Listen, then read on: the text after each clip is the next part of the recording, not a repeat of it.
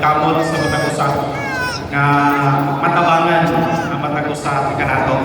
So as ako as trainer na even ako gusto pa gani ko ma-train pa more sa kuang uban pa na skills sa kuang sa na walang pa sa kuang or naa sa kuang pero gamay pa na siya.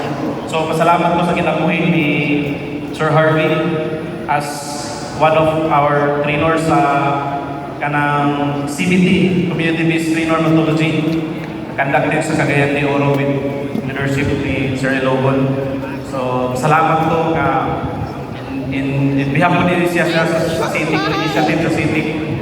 So, ako nagpasalamat sa tanan nga naagaroon dire. Kaya lang kita nga ini atong skill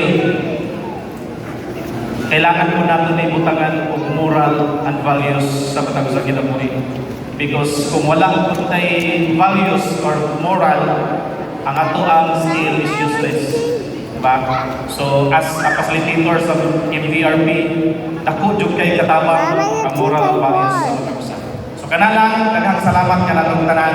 God bless o excel Ginoo. Daghang salamat, Pastor, sa imong pag-umol sa atong mga estudyante, sa imong skill. Thank you very much sa pagpaguyanap sa pulong sa Ginoo. That's the mandate of TESDA.